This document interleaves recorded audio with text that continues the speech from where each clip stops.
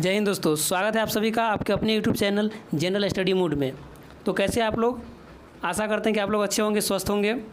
और हम लोग जो क्लास कर रहे थे, हम लोग का क्लास चल रहा था रेलवे सामान्य विज्ञान का जो क्लास चल रहा था उसमें हम लोग मॉडल सेट का क्लास कर रहे थे। और मॉडल सेट जो है वह लगभग 50 के आसपास मॉडल सेट हम लोग का हो गया था, यानी कि 51 तक हो गया था हम लोग का मॉडल सेट। तो हम लोग जो शुरू करेंगे, फिर से क्लास शुरू करेंगे। बीच में 5-6 दिन बंद हो गया क्लास, तो अब फिर से हम क्लास शुरू करेंगे। वो कहाँ से करेंगे? 52 से करेंगे, यानी मॉडल सेट 52 से करेंगे। और हम लोग डेली 6 मॉडल सेट करते थे, और रिवीजन के लिए बहुत ही अच्छा है यह क्लास। और इसके मतलब जो क्लास या रिवीजन के लिए यह विज्ञान का है, और विज्ञान का अगर किसी भी एग्ज़ाम में अगर पूछा जाता है विज्ञान से प्रश्न, तो उसके लिए बहुत ही बेस्ट है। रिवीजन करना है, इससे कोई ज़्यादा डीपली पढ़ना नहीं है, रिवीजन करना है। छोटा सा वीडियो रहता है, आप लोग रिवीजन अगर कर लीजिएगा डेली तो बहुत अच्छा रहेगा। बुक देख के, या इसमें PDF भी हम डाल देते हैं, तो PDF देख के भी आप लोग रिवीजन कर सकते हैं। तो चलिए हम लोग शुरू करेंगे क्लास। आज हम लोग करेंगे मॉडल सेट 52 करेंगे, यानी कि 52 करेंगे। तो चलिए हम लोग शुरू करते हैं। पहला प्रश्न आप लोग के सामने है, भोजन के लिए विभिन्न जीव एक दूसरे पर आश्रित रहते हैं। भोजन के लिए विभिन्न जीव एक दूसरे पर आश्रित रहते हैं, इस प्रकार एक श्रृंखला का निर्माण होता है। श्रृंखला का निर्माण होता है। इस श्रृंखला के प्रारंभ में क्या होता है? प्रारंभ में कौन होता है? यानी कि उत्पादक जो होता है वो कौन होता है? प्रारंभ में उत्पादक होता है हरे पौधे, यानी कि हरे पौधे पर ही सब आश्रित रहते हैं। तो प्रारंभ में कौन सा हो जाएगा? हरे पौधे हो जाएंगे। अगला प्रश्न देखेंगे।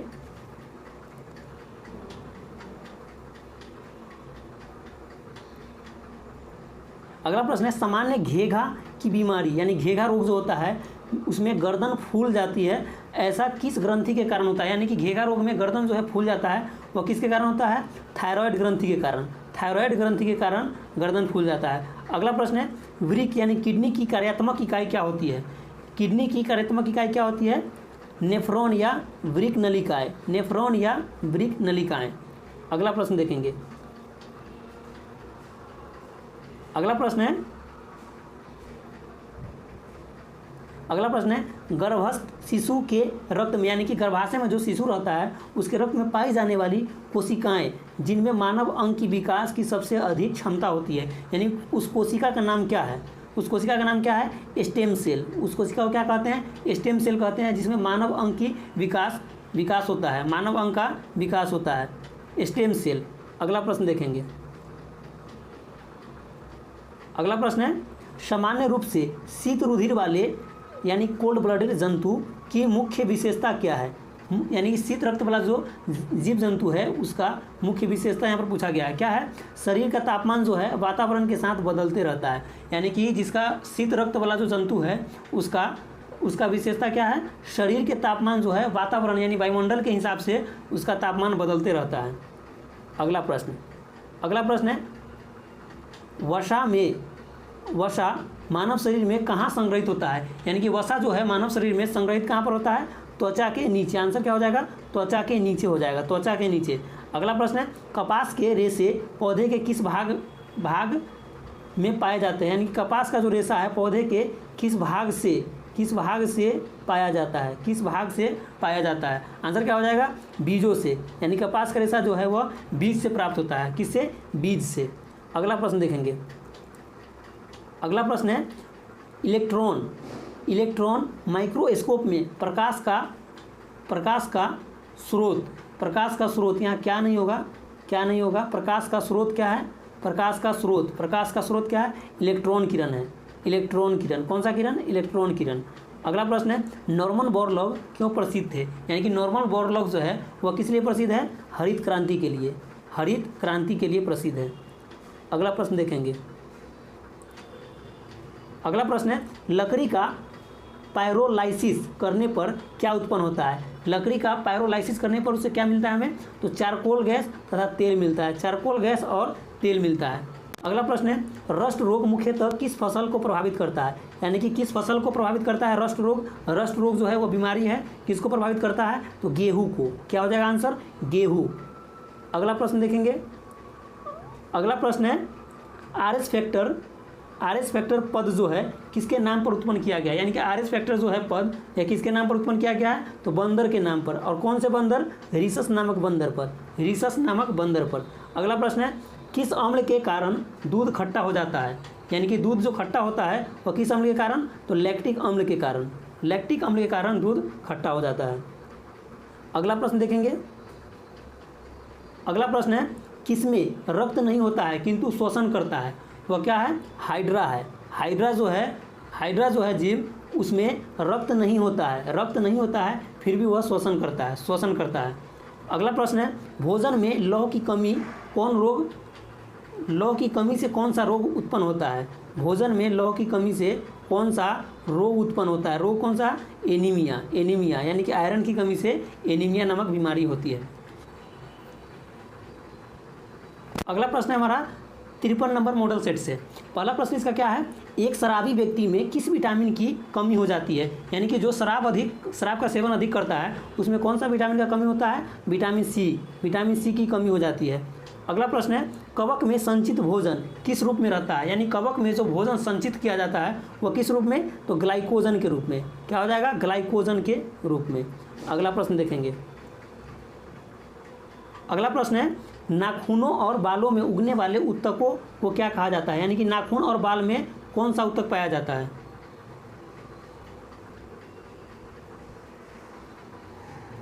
नाखून और बाल में कौन सा उत्तक पाया जाता है? क्या हो जाएगा? क्रेटिनोफिलिक। नाखून और बालों में क्रेटिनोफिलिक उत्तक पाया जाता है। अगला प्रश्न है, चंद्र ग्रहण किस स्थिति में लगती है? यानी कि चंद्र ग्रहण कब लगता है? तो सूर्य और चंद्रमा के बीच जब पृथ्वी आ जाती है।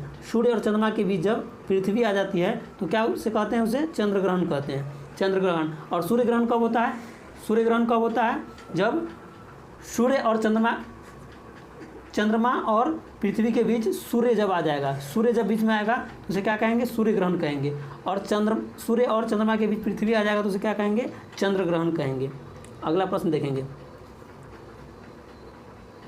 अगला प्रश्न है, हाइड्रोजन बम का निर्माण किस सिद्धांत पर आधारित है? यानी कि हाइड्रोजन बम का जो निर्माण है वह किस सिद्धांत पर आधारित है? नाभिकीय संलयन पर आधारित है। नाभिकीय संलयन के सिद्धांत पर आधारित है। अगला प्रश्न है, सोल्डर किन किन धातुओं के मिश्रण से बना है? तो सोल्डर जो है वह सीसा और टीन के मिश्रण से बना है। सीसा और टीन से सोल्डर का है, या फ्यूज तार जो होता है, फ्यूज तार वो भी बना होता है किसका? टीन और सीसा के मिश्रण से।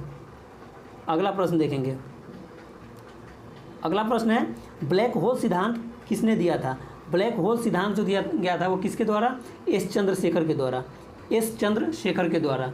अगला प्रश्न है, परमाणु के नाभिक में मुख्यतः रहते हैं, यानी कि परमाणु के नाभिक में प्रोटॉन और न्यूट्रॉन रहता है। परमाणु के नाभिक में प्रोटॉन और न्यूट्रॉन, और बाहर में परमाणु के बाहर में चक्कर लगाता है कौन? इलेक्ट्रॉन चक्कर लगाता है, इलेक्ट्रॉन। अगला प्रश्न है,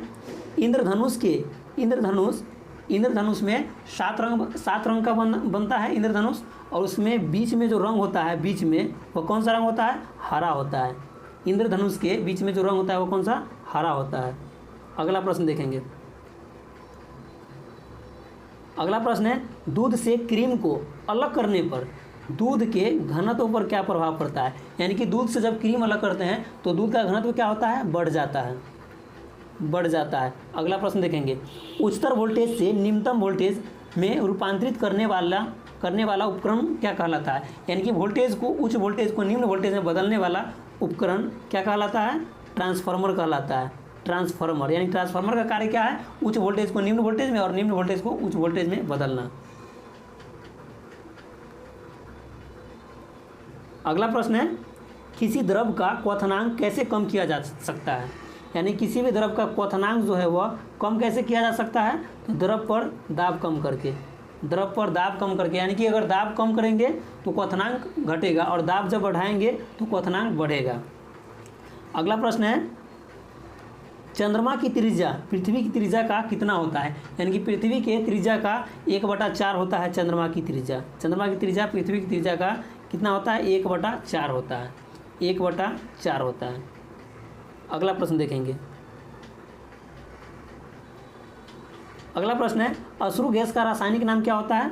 क्या हो जाएगा आंसर? क्लोरोइसिटोफिनॉन होता है अश्रु गैस का नाम।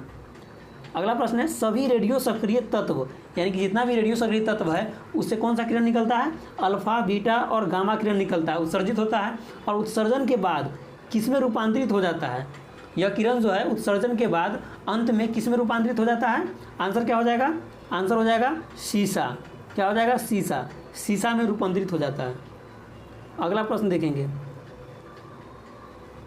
अगला प्रश्न है, दूरदृष्टि दोष से ग्रसित व्यक्ति को किस प्रकार का लेंस प्रयोग करना चाहिए? यानी कि जिसको दूरदृष्टि दोष हो गया है उसको कौन से लेंस से उसका दूरदृष्टि दोष मतलब ख़त्म किया जाता है? आंसर क्या हो जाएगा? उत्तल लेंस। उत्तल लेंस के द्वारा दूरदृष्टि दोष को खत्म किया जा सकता है उत्तल लेंस के द्वारा। अगला प्रश्न है, गर्मी के दिनों में सरल लोलक घड़ी पर क्या प्रभाव पड़ता है? यानी कि गर्मी के दिनों में सरल लोलक घड़ी जो होता है क्या होता है? सुस्त हो जाता है। क्या होता है? सुस्त हो जाता है। घड़ी सुस्त हो जाता है।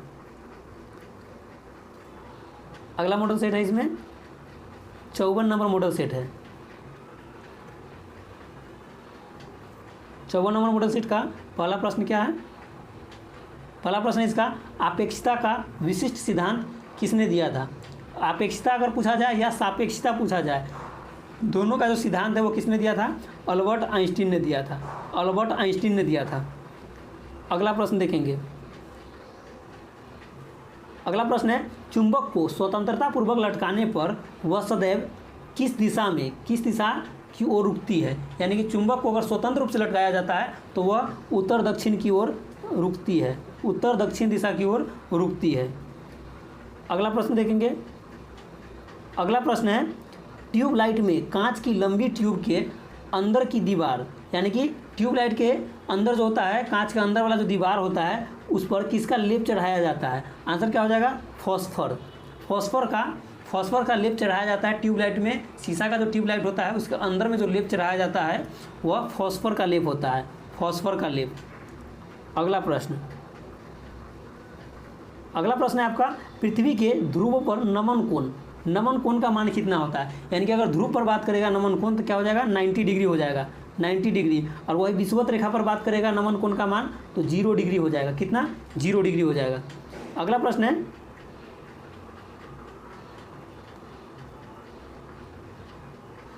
है, स्टेनलेस स्टील किन किन धातुओं का मिश्र धातु होता है? यानी कि स्टेनलेस स्टील में कौन कौन सा धातु होता है? तो लोहा, निकेल, क्रोमियम और कार्बन। लोहा, निकेल, क्रोमियम और कार्बन। क्या होता है? लोहा, निकेल, क्रोमियम और कार्बन होता है स्टेनलेस स्टील में मिश्र धातु के रूप में। अगला प्रश्न है, मानव द्वारा संश्लिष्ट पहला रेशा कौन सा है? मानव द्वारा संश्लिष्ट पहला रेशा कौन सा था? आंसर क्या हो जाएगा? नायलॉन। मानव द्वारा संश्लिष्ट पहला रेशा नायलॉन है। नायलॉन। अगला प्रश्न देखेंगे। अगला प्रश्न है, सूर्य में होने वाले तापनाभिकीय क्रियाओं के लिए मूल ईंधन क्या है? यानी कि सूर्य में जो तापनाभिकीय क्रिया होता है उसमें मूल ईंधन कौन सा है? तो हीलियम और हाइड्रोजन। मूल ईंधन कौन सा है? हीलियम और हाइड्रोजन जो है वह ईंधन के रूप में कार्य करता है। अगला प्रश्न है, लेक्लांसे सेल में कैथोड और एनोड के रूप में किसका प्रयोग किया जाता है? कैथोड और एनोड के रूप में किसका प्रयोग किया जाता है? जस्ते की छड़ और कार्बन की छड़ का। जस्ते की छड़ और कार्बन की छड़ का। यानी कि कैथोड के रूप में किसका प्रयोग करते हैं? जस्ते की छड़ का। और एनोड के रूप में किसका प्रयोग करते हैं? कार्बन की छड़ का। एनोड के रूप में किसका प्रयोग करते हैं? कार्बन की छड़ का। अगला प्रश्न देखेंगे। अगला प्रश्न है, विद्युत परिपथ में लगे उपकरण की सुरक्षा के लिए फ्यूज का प्रयोग किया जाता है।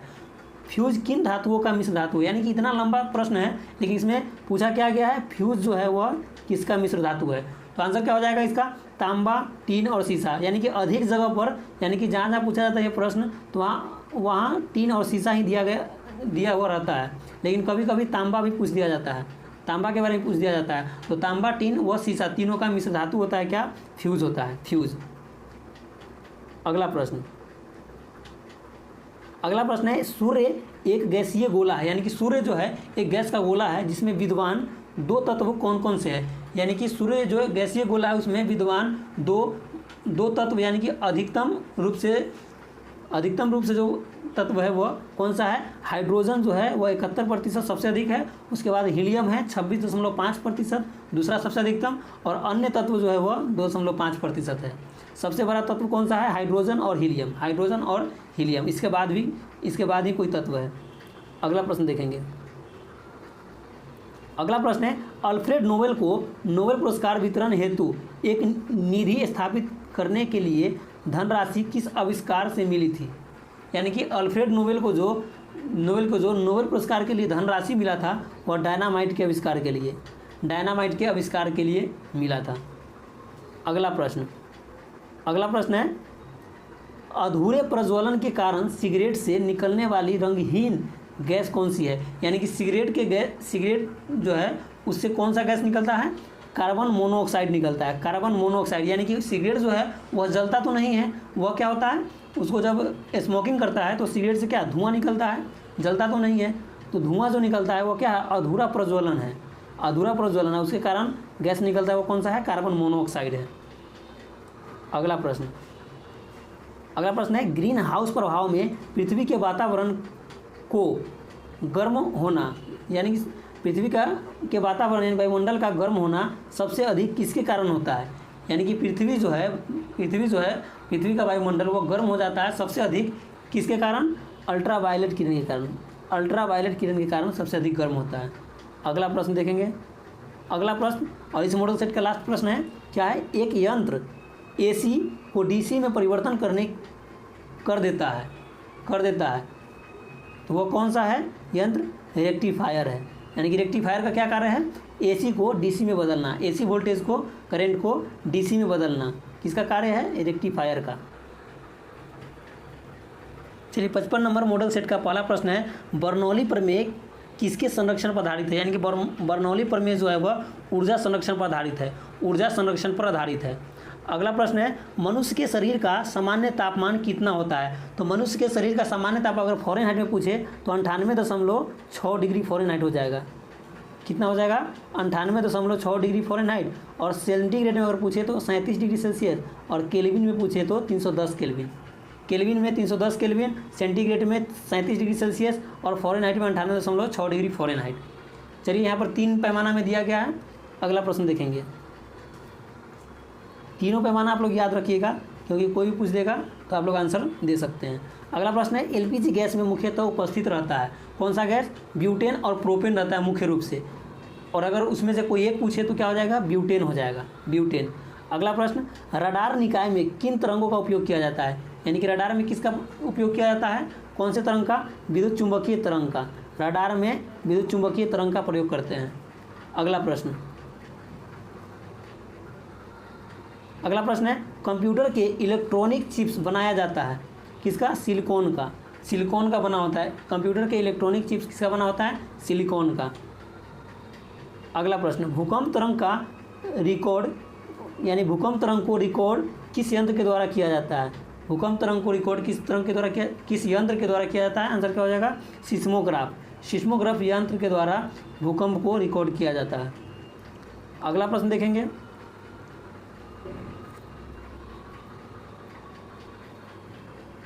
अगला प्रश्न है, एक लैंप की बत्ती में तेल ऊपर चढ़ता है किस क्रिया के कारण? आंसर क्या हो जाएगा? केशिकत्व क्रिया के कारण लैंप की बत्ती में तेल ऊपर की ओर चढ़ता है।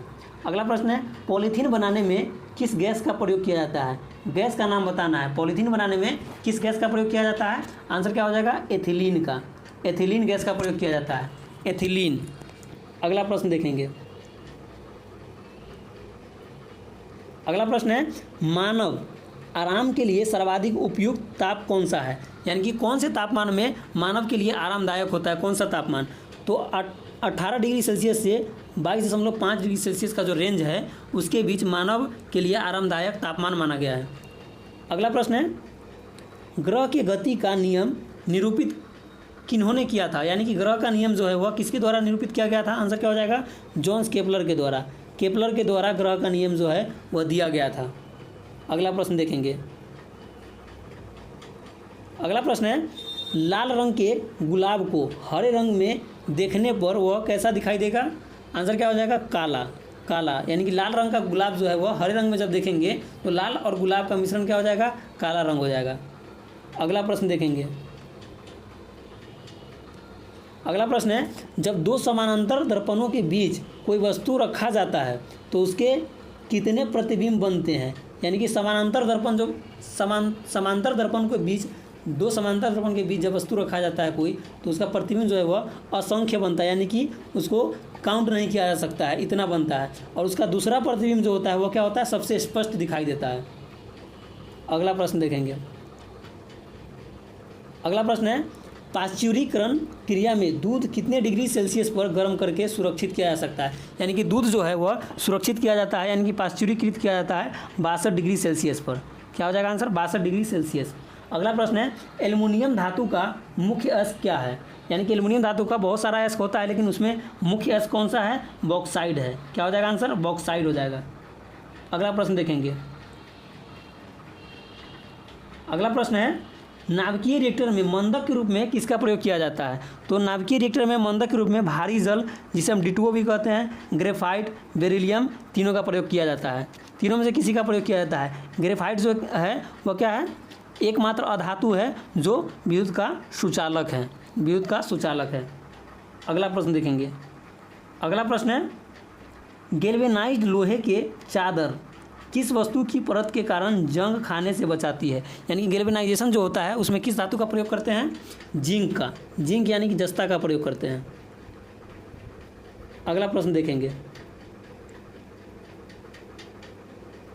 अगला प्रश्न है 56 नंबर मॉडल सेट से है। इसका पहला प्रश्न है Saha institute of nuclear physics कहाँ पर स्थित है। Saha institute of nuclear physics कहाँ पर स्थित है, कोलकाता में। कहाँ पर, कोलकाता, यानी कि पश्चिम बंगाल में। अगला प्रश्न है, शनि के रिंग्स के खोज का श्रेय किसे दिया जाता है। यानी कि शनि का जो रिंग है उसका खोज किया था किसने, गैलीलियो ने किया था, गैलीलियो ने। अगला प्रश्न देखेंगे। अगला प्रश्न है, परमाणु बम में ईंधन के रूप में किन दो पदार्थों का प्रयोग किया जाता है। यानी कि परमाणु बम में ईंधन के रूप में किसका प्रयोग किया जाता है, यूरेनियम और प्लूटोनियम का। यूरेनियम 235 और प्लूटोनियम 230 का प्रयोग किया जाता है। अगला प्रश्न है, प्रतिरोध का एसआई मात्रक क्या होता है। यह सिंपल सा प्रश्न है, क्या हो जाएगा, ओम हो जाएगा। अगला प्रश्न देखेंगे। अगला प्रश्न है, पारा कितने डिग्री सेल्सियस पर जमता है। तो पारा का जो हिमांक बिंदु जो होता है वह कितना होता है, -39 डिग्री सेल्सियस, -39 डिग्री सेल्सियस होता है। अगला प्रश्न देखेंगे। दाब बढ़ाने पर बर्फ़ की गलनांक पर क्या प्रभाव पड़ता है। तो दाब जब बढ़ाते हैं तो बर्फ़ का जो गलनांक है वो क्या होता है, गलनांक घट जाता है, गलनांक घट जाता है। दाब बढ़ने पर गलनांक घट जाता है। अगला प्रश्न देखेंगे। अगला प्रश्न है, कोल गैस मुख्यतः किसका मिश्रण होता है। यानी कोल गैस जो है वह हाइड्रोजन और मीथेन का मिश्रण होता है। कोल गैस हाइड्रोजन और मीथेन का मिश्रण होता है कोल गैस। अगला प्रश्न है, लाल लेड का रासायनिक नाम क्या होता है। यानी कि लाल लेड जो है उसका रासायनिक नाम क्या हो जाएगा, ट्राइप्लम्बिक टेट्रा ऑक्साइड, ट्राइप्लम्बिक टेट्रा ऑक्साइड। अगला प्रश्न देखेंगे। अगला प्रश्न है, शुद्ध एल्कोहल में कौन सा रसायन मिलाकर पावर एल्कोहल के रूप में हवाई जहाज़ के ईंधन में प्रयोग किया जाता है। यानी कि शुद्ध एल्कोहल में कौन सा रासायनिक पदार्थ मिलाकर पावर एल्कोहल बनाया जाता है, जिसका प्रयोग कहाँ करते हैं, जहाज़ के ईंधन के रूप में करते हैं। आंसर क्या हो जाएगा, ईथर और बेंजीन, ईथर और बेंजीन का प्रयोग करते हैं, ईथर और बेंजीन का प्रयोग करते हैं। अगला प्रश्न है, कृत्रिम सुगंधित पदार्थ बनाने में किसका प्रयोग किया जाता है। कृत्रिम सुगंधित पदार्थ यानी कि हम लोग कह सकते हैं कि परफ्यूम, किसका प्रयोग किया जाता है, एथिल एसीटेट का प्रयोग करते हैं। अगला प्रश्न है, फलों के रसों को सुरक्षित रखने के लिए किस अम्ल का प्रयोग किया जाता है। यानी कि किस अम्ल के द्वारा फलों को सुरक्षित रखा जा सकता है। आंसर क्या हो जाएगा, फार्मिक अम्ल। अगला प्रश्न देखेंगे। अगला प्रश्न है, किस गैस का प्रयोग शल्य क्रिया व जीवाणुनाशक के रूप में किया जाता है। शल्य क्रिया यानी कि ऑपरेशन में प्रयोग किया जाता है, और जीवाणुनाशक के रूप में किसका प्रयोग करते हैं, क्लोरोफार्म का प्रयोग करते हैं, क्लोरोफार्म का। यानी कि कीटाणु को मारने में, जीवाणु को मारने में किसका प्रयोग करते हैं, क्लोरोफार्म का। और शल्य क्रिया यानी कि ऑपरेशन में भी मदद करता है।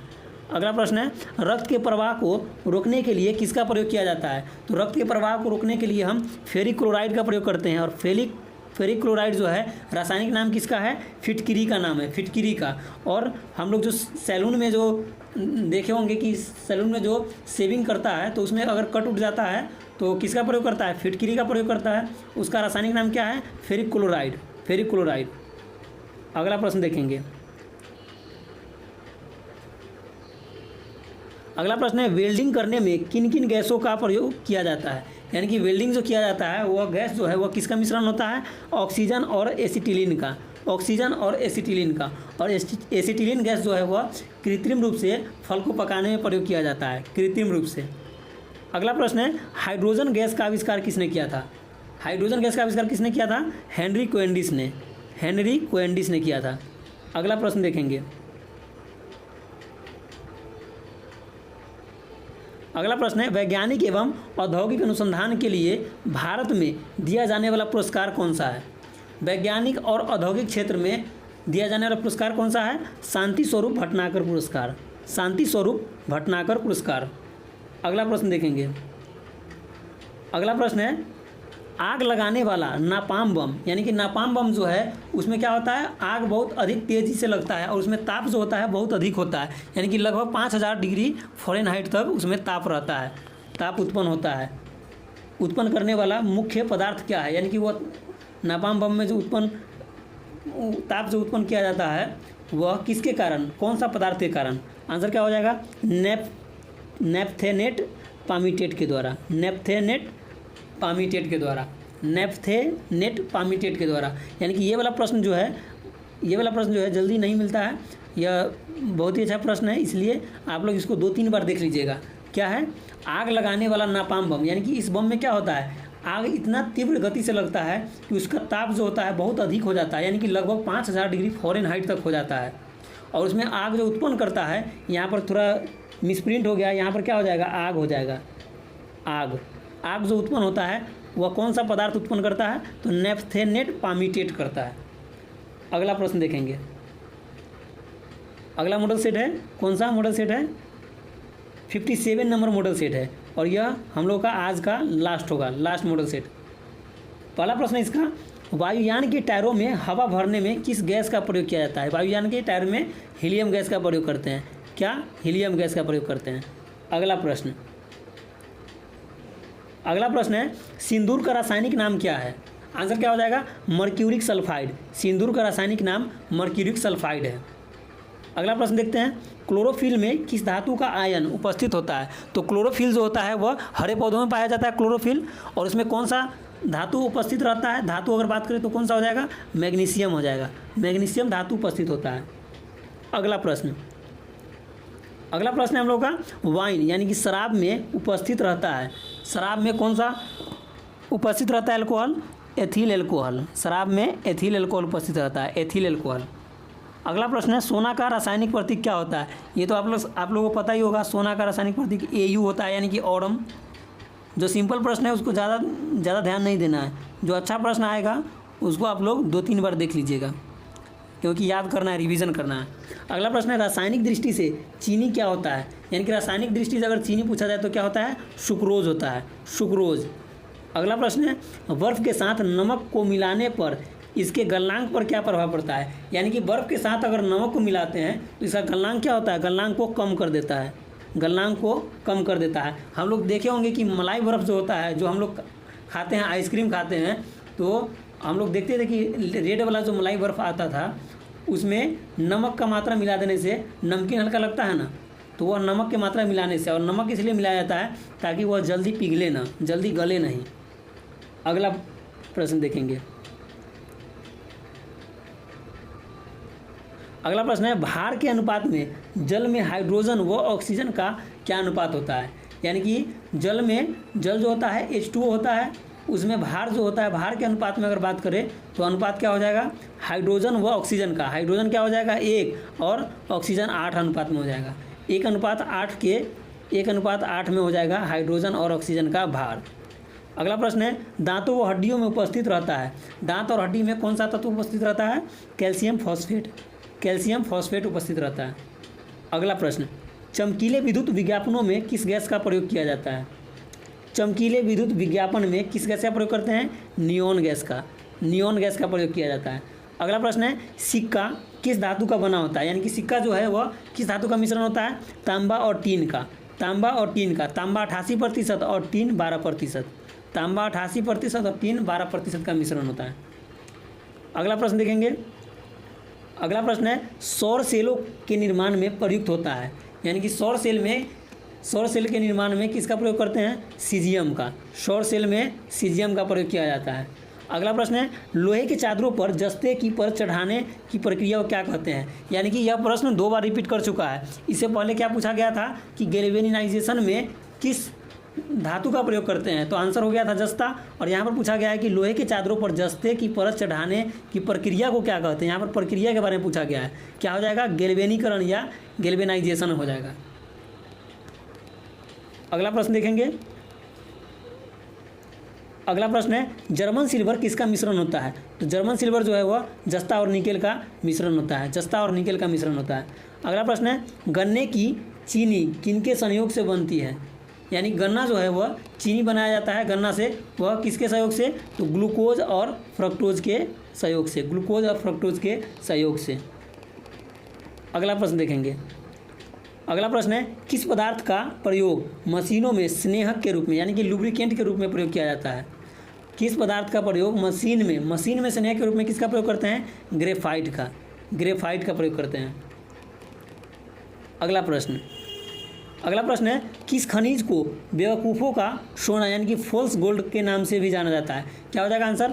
आयरन पायराइट या आयरन सल्फाइड। आयरन पायराइट या आयरन सल्फाइड को क्या कहते हैं? बेवकूफ़ों का सोना कहते हैं, यानी कि फॉल्स गोल्ड कहते हैं। अगला प्रश्न या लास्ट प्रश्न है, आज की क्लास का लास्ट प्रश्न है। क्या है? हवाई जहाज़ को बनाने में कौन सा फाइबर का प्रयोग किया जाता है? फाइबर का नाम क्या है? कार्बन फाइबर का प्रयोग करते हैं हवाई जहाज़ को बनाने में, कार्बन फाइबर। चलिए आज के क्लास का लास्ट प्रश्न था। और आप लोगों को क्लास कैसा लगा, रिवीजन करने में कैसा लग रहा है, आप लोग कमेंट ज़रूर कीजिएगा। चलिए धन्यवाद आप सभी का।